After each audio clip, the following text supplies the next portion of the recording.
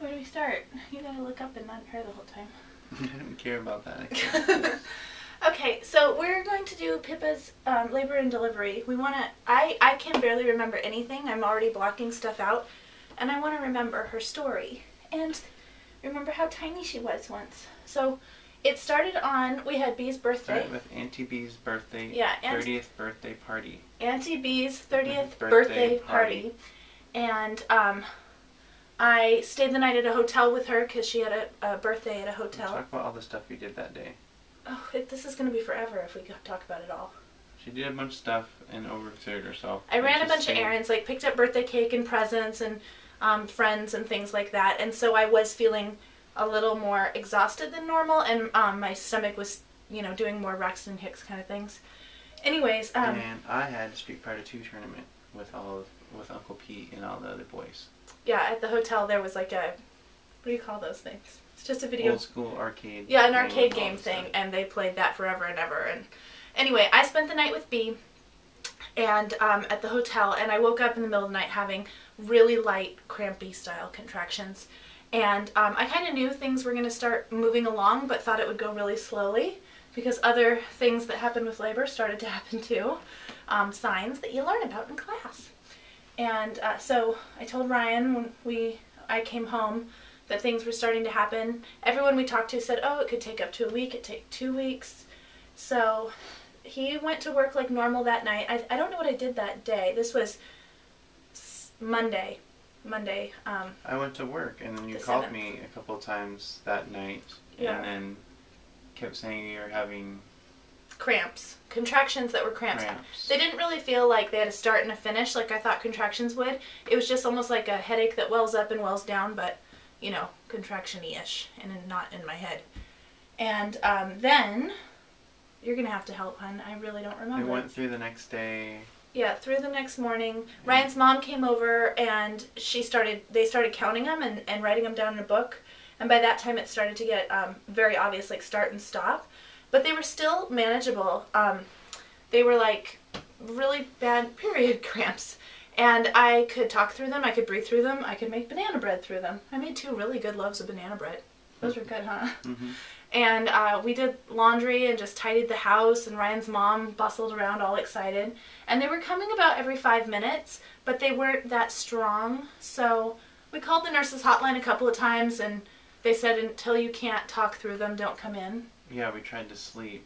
We tried to sleep. I couldn't sleep, right? And then you woke up, and I remember you woke up distinctly and was like, oh, it's starting, because you had a really bad one in bed, and that was like I don't remember that at all. early in the evening. Okay. And then it started getting worse, and This is Monday evening? Yeah, Monday evening, which was the 7th. It started getting worse, but still manageable, and then we decided that we should go in because we had been timing him all day. And I had been up from work for the whole time. I mean, I'd been up the day before. Yeah, he had a graveyard shift that night, so. Then I was up the whole next day timing her contractions. So at that point, I'd been up a day and a half. Like. Almost 2 days. Yeah, without sleep at all. Like, not even little cat naps. When I laid down to sleep with you that night, because I didn't work that night, you started to have contractions, and so we woke up and they were getting worse, and we called the nurse hotline. Yeah. And then at that point, we said, let's go in. Just to get checked. So we went in to get checked. They started getting, they weren't that bad still, but they started getting really bad when she was checking me, because they, you know, make you lay on your back, and they put the monitor on your stomach to monitor the contractions for 20 minutes. And I think they had started to slow down again. I had them like 8 minutes and then 10 minutes, but they were strong enough where it sucked to be laying on my back. I remember hating that. But I could still breathe through it. Like, it was like a, whoo, that sucks kind of pain, not like a, I want out of this body, oh my god kind of pain.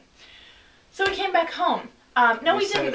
We didn't come home. We were there, and they said go home, and it could be a long time. We were only 1 centimeter dilated. And they said it could be a couple days, so go home. So we went home. Well, we didn't go home because I was mad that I had to go home.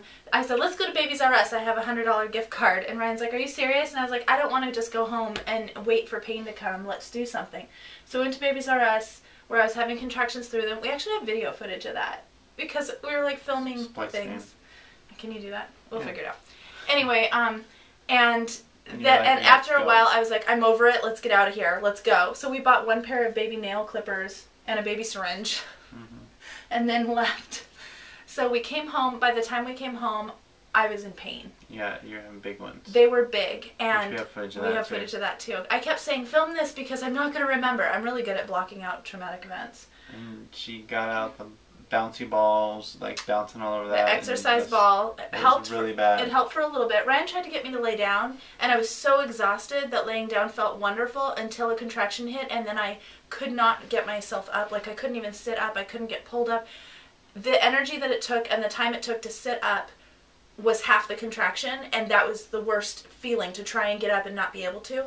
So I just couldn't get comfortable. After a while, I was trying different things like hanging off of him. He would stand up and I'd put my arms around his neck and then just hang, like my entire body weight draping and feeling the pain, but only using my arms to hold myself up. I was seeing stars. I could feel myself getting really lightheaded, and I kind of felt myself talking myself into passing out, even though I don't think I actually could have, but I could tell. I remember that. Man. And then I threw up. Yeah, I don't remember. Yeah, from the pain. I didn't feel nauseous. The pain just got so intense, I puked. And Ryan was wonderful through all of this. He was really great. He did things like brushed my hair. He got out the ball. He reminded me to breathe. I guess I kept stopping breathing. I don't even remember that, but he kept saying, "Okay, now take a deep breath," and I would. And so then I said. So after you threw up, that was it.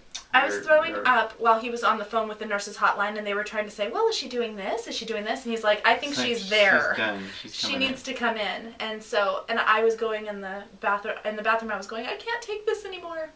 So we went in, and that just died. I was going to show the picture. Oh well. We went in, and they admitted us right away. She checked me, and she was like, "Woo, you're 4 centimeters." So I got all the way to 4 by myself at home. And in those hours, I think by that time, I went from 1 to 4 centimeters in 3 hours, I think. About 3.5 hours, yeah. It sucked. It hurt like hell. And I decided at that point I really did want the epidural. There was also something else going on that I didn't know at the time, but part of her was caught. Her head was caught in my pubic bone for a long time. And so I wasn't just feeling the contractions. I was feeling really extreme pinching and nerve pain, not just to my sciatic nerve, which I did feel, but just something I knew was not supposed to be there.